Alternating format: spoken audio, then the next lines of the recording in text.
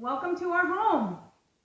This is our home, and this is Lonnie, and this is Danielle, and we are Taylor's Travels, and we wanted to give a little summation of our adventure yesterday on the Weeki Wachee River with our Sea Eagle 370.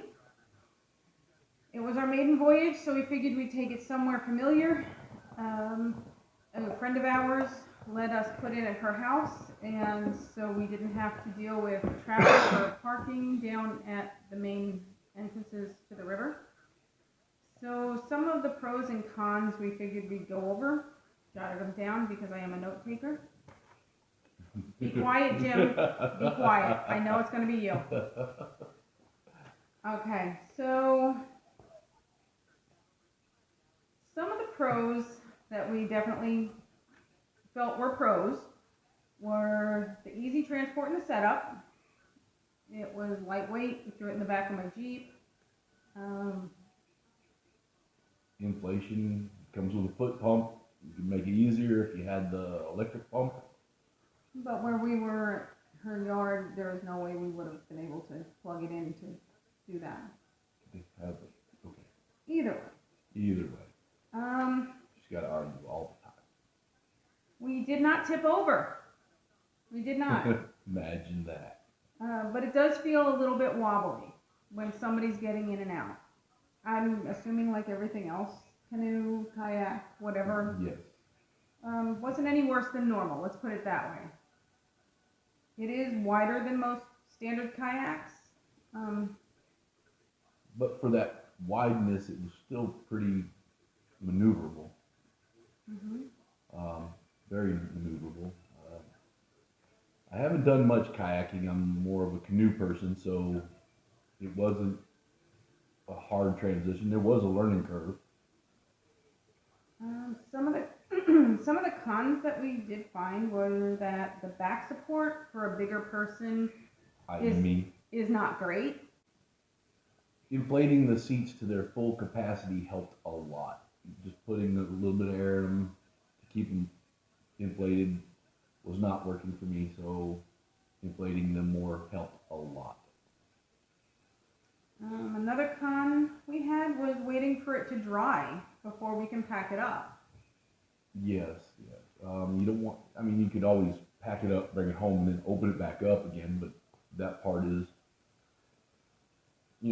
more work entailed compared to a standard rigid, where you just take it out of the vehicle and dry on its own. This will be packed up and could possibly get, fungus or mold build up and become musty at least.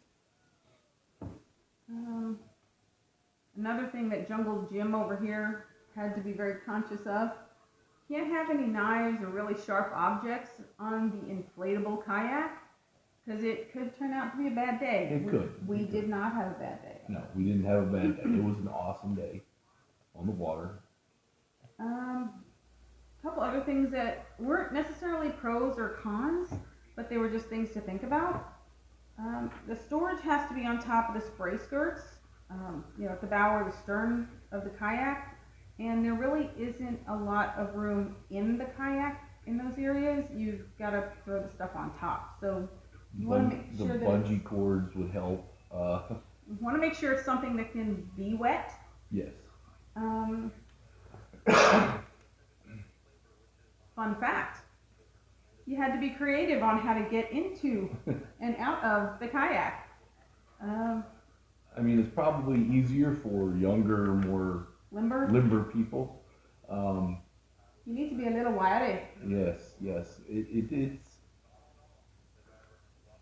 We figured our happy ways in and happy ways out. Mostly mine was rolling out like a log. However, the kayak did not tip when he rolled out like a log. No, because I do believe it was because it's flexible, because it is an inflatable. So that was a good thing.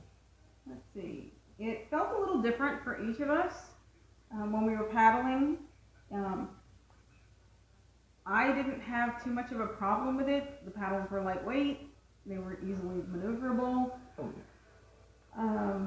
I noticed because we're going up the Weeki Wachee River. It has a strong current in some of the corners. I mean, it's moving at about 3 miles an hour. And then when it gets into the tighter corners, that water speed increases. So you got to put a little more effort into paddling. And not that the paddle broke or anything, but I felt a little flexibility in the paddle itself, not the Shaft. yeah, the shaft. I guess. Why are you grinning about that? Anyway, um, but the actual paddle plastic part, it felt like it was giving away a little bit under the water. Um, it did do well in all aspects of it. I just felt it. It didn't affect it adversely. And you did say you didn't have to rudder as much. Yeah, yeah. With a kayak, I'm like I said, I'm moving over from a canoe. I didn't kayak all that much, um, so being able to paddle on both sides of the kayak, you didn't have to rudder, and then it seemed to correct easier when you did do some ruddering. Um, I think overall it was a win. yes, it was a win. I liked it for the entry level inflatable kayak. Um, it tracked straight. Especially after we figured out we had the sculpers Skegs. and skegs in the back or in the front of the canoe. And um, I did notice that once we got out of the current into the canals, it really tracked straight. It was easy to paddle. Um, it was an all around great experience with it, I think.